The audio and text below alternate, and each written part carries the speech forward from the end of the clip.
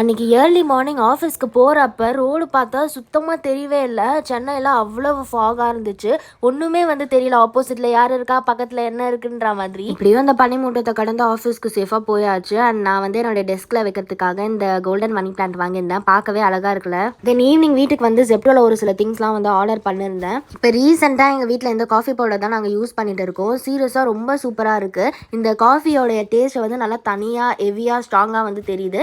இது வந்து ஆஃபரில் 70 ருபீஸ்னு போட்டிருந்தாங்க. But MRP 180. ஸோ 2 வந்து நான் ஜெப்டோவில் ஆர்டர் பண்ணிட்டேன். அதுக்கப்புறம் வந்து கொஞ்சம் சுகர், தென் எங்கள் அம்மாவுக்கு உடம்பு சரியில்லை, அதனால் வந்து மாவு வந்து இல்லை, அரைக்கலை. அதனால் நான் வந்து உதயம் பேட்டர் வந்து நான் வாங்கிட்டேன். இது எப்படி இருக்க போதுன்னு தெரியல. கொஞ்சம் நேரம் ஃப்ரிட்ஜில் வச்சு எடுத்துகிட்டு நைட்டு டின்னர் செய்யலாம்னு சொல்லிட்டு நான் வந்து ஃபஸ்ட்டு டொமேட்டோஸ் எல்லாமே வந்து கட் பண்ணிக்கிறேன். இருக்கிறதுலேயே என்னுடைய ஃபேவரட் சட்னினா டொமேட்டோ சட்னி தான். காலங்காலமாக நான் வந்து அதை மட்டுமே சாப்பிட்டுட்டு இருக்கேன். இப்போ தான் கொஞ்சம் புது புது சட்னிலாம் சாப்பிட ட்ரை பண்ணிட்டு இருக்கேன். பட் ஆனால் என்னுடைய ஆல் டைம் ஃபேவரட் வந்து டொமேட்டோ சட்னி தான். உங்களுக்கு என்ன சட்னி பிடிக்கும்ன்றதை மறக்காமல் கமெண்ட் செக்ஷனில் சொல்லுங்கள். இது வந்து ரொம்ப ஈஸியாக பண்ணிடலாம். டொமேட்டோவை கட் பண்ணிவிட்டு அதுக்கப்புறம் வந்து ஒரு கடாயில் ஆயில், அதுக்கப்புறம் கடுகுலாம் ஆட் பண்ணிவிட்டு தென் இந்த அரைச்சி வச்சிருக்க டொமேட்டோ பியூரி அதில் ஆட் பண்ணிவிட்டு உப்பு காரம் போட்டுவிட்டு அவ்வளோதான், சட்னி வந்து ரெடி ஆகிடுச்சு. இப்போ இந்த மாவு வந்து நாங்கள் இப்போ தான் ஃபஸ்ட் டைம் வாங்குகிறோம். சரி, நீ எப்படி இருக்க போதுன்னு தெரியல. ஆனால் எப்படி இருந்தாலும் வேறு வழியில் இருந்து தான் நாங்கள் சாப்பிட்டாகணும். இந்த மாவுலேயே சால்ட் இருக்கிறதுனால எக்ஸ்ட்ராவாக நம்ம சால்ட்லாம் ஆட் பண்ண வேண்டாம். டேரெக்டாக இட்லியோ தோசையோ நம்ம வந்து சுட்டுக்கலாம். ஸோ நான் வந்து இன்றைக்கி டின்னருக்கு தோசை தான் சுட போகிறேன். சரின்னு சொல்லிட்டு கல் நல்லா காய வச்சுட்டு அதுக்கப்புறம் தோசை ஊற்றுறா. தோசை வரவே இல்லை, ஒரு மாதிரி திட்டு திட்டு ஆகிடுது. என்னடா இதுன்னு சொல்லிட்டு சரி ஃபஸ்ட்டு தோசை தான் அந்த மாதிரி இருக்குன்னு பார்த்தா செவக்கவும் இல்லை தோசை,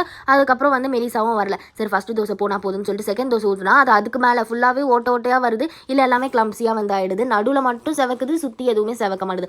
சரி செகண்டும் அப்படி தான் இருக்குன்னு சொல்லிட்டு தேர்டு ஊற்றினா அது அதுக்கு மேலே வருது. மாவு மேலே ஃபால்ட்டா இல்லை சுடற என்னோட டெக்னிக் மேலே ஃபால்ட்டானே டவுட் வந்துடுச்சு. சரி வேறு வழி இல்லைன்னு சொல்லிட்டு அந்த தோசை தக்காளி சட்னி சாப்பிட்டுட்டு நைட்டே வந்து கோலம் போடலான்னு சொல்லிட்டு நான் வந்து இன்னைக்கு கலர் கோலம் போட போகிறேன். ஏன்னா நாளைக்கு வந்து டியூஸ்டேன்றதுனால சரி கொஞ்சம் கலர்ஃபுல்லாக எங்கள் வீடு இருக்கட்டும்ன்றதுக்காக கொஞ்சம் கலர் கோலம்லாம் போட்டால் இந்த கோலம் போட்டு முடிச்சுட்டு பார்க்குறப்ப எனக்கே வந்து கண்ணு பட்டுடும் போல் அவ்வளோ அழகாக இருந்துச்சு. அவ்வளோதான், இன்னைக்கான டே இப்படி தான் போச்சு. பிடிச்சிருந்தா லைக் பண்ணுங்கள். Okay, bye by.